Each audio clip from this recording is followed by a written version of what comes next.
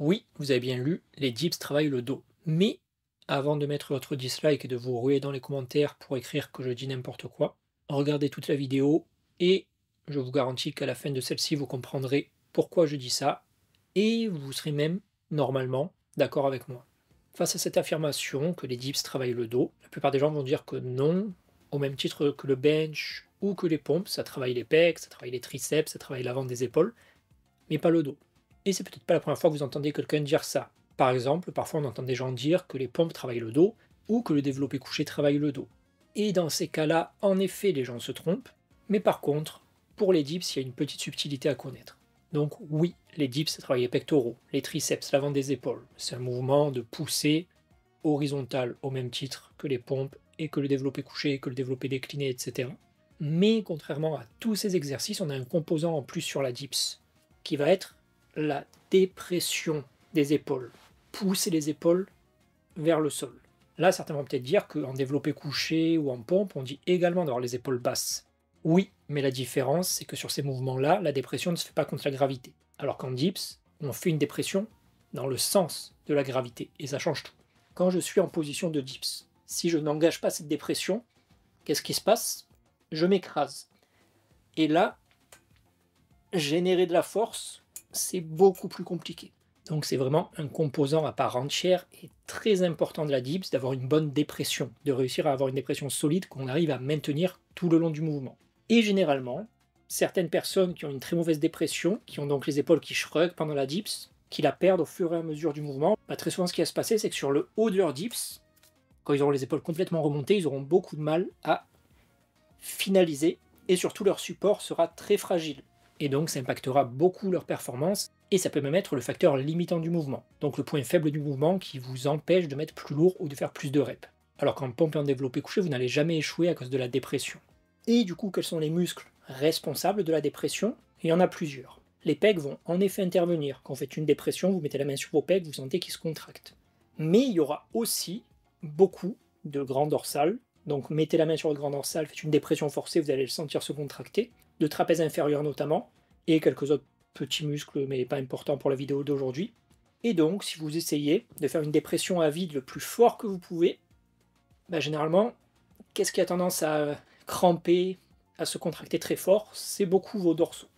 Donc vous pouvez vous amuser, tester un peu des deux côtés, voir ce que ça donne. Évidemment, selon la position du bras, ça change un petit peu, mais tester avec les bras le long du corps, comme en dips. Ce que vous pouvez aussi tester, c'est de faire du support de dips. Donc vous vous mettez en position de dips, hop, vous essayez d'être bien haut, et vous tenez le plus longtemps possible, et vous voyez qu'est-ce qui arrive à l'échec. Généralement, si vous avez bien les coudes verrouillés, les triceps, il n'y a aucun souci pour tenir. Côté épaule RAS, côté pec RAS, très souvent ce qui va lâcher, là où vous allez sentir la brûlure, ça va plutôt être autour du dos. Et c'est à cause de cet aspect-là que les dips travaillent beaucoup plus le dos que les autres mouvements de poussée horizontale, où là on n'a pas trop cet aspect-là. Selon vos lacunes et selon votre niveau de force côté dos, ça peut varier. Il y a des gens pour qui ce sera absolument pas un facteur limitant. Il y a des gens pour qui ce sera le facteur limitant. Généralement les gens qui sont un peu faibles en abaissement d'épaule et côté dos. Mais par contre, dans tous les cas, les dips travaillent le dos.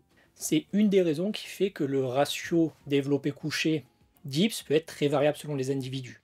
Parce que même si vous êtes très fort en développé couché, et que vous avez la force de pec, de triceps et d'avant d'épaule pour mettre lourd au dips, mais que votre dépression est complètement éclatée, et bien généralement vous aurez un ratio bench dips qui sera très favorable côté dips. Et c'est aussi pour ça qu'on voit souvent un bien meilleur transfert des gens qui font seulement des dips vers le bench que les gens qui font seulement du bench vers les dips.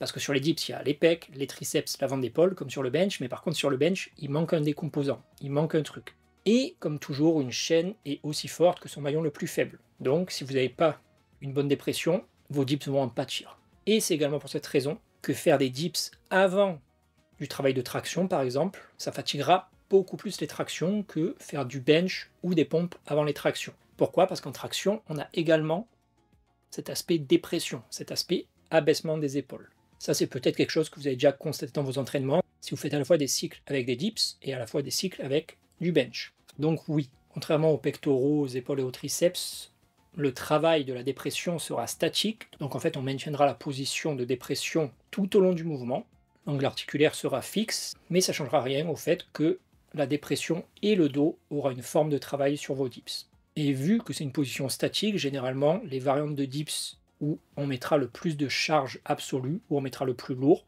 seront celles qui auront le plus tendance à challenger cette dépression et à challenger ces muscles abaisseurs de l'épaule.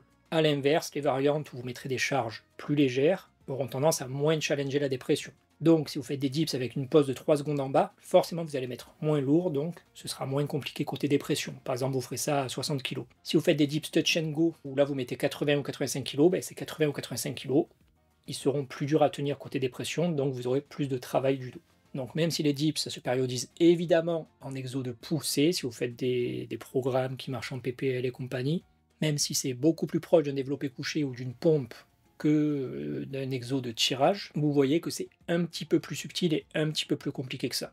Le corps, il comprend pas ces délires de mouvements de poussée, mouvements de tirage. Il y a plein de mouvements de musculation qu'on va catégoriser push ou pull, où en vérité, les muscles dits de tirage et les muscles dits de poussée fonctionnent ensemble, en synergie. Il y a énormément de moves qui vont être un peu des hybrides entre les deux. Et donc, même si vos dips sont un mouvement de push, ça fatigue le pull. Et inversement, certains exos de pull peuvent fatiguer l'aspect dépression de vos dips. Voilà, je crois que j'ai à peu près tout dit sur cette petite subtilité des dips comparé aux autres mouvements de poussée. J'espère que c'était clair. Si jamais ça l'était pas, si vous avez des questions sur cette vidéo ou si vous voulez me remercier pour mon travail, n'hésitez pas à laisser un commentaire sous la vidéo. Si vous voulez me soutenir financièrement tout en investissant en vous-même, vous pouvez aussi nous rejoindre sur le Discord privé pour avoir accès à des heures de contenu exclusif, à des visios de groupe réguliers, à la communauté, à des challenges ou à des dizaines d'articles sur le sujet de l'entraînement. N'hésitez pas à rejoindre le Discord privé, ce qui se fera du coup sur mon lien Ko-fi dans l'onglet Membership. Et si vous voulez en savoir plus, vous avez le lien pour rejoindre et la vidéo explicative dans la description.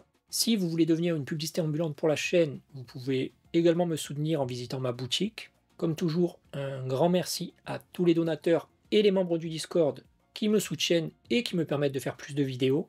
Et si jamais vous avez d'autres questions ou des demandes, n'hésitez pas à vous abonner à mon Instagram. Et sur ce, je vous dis au revoir les petits.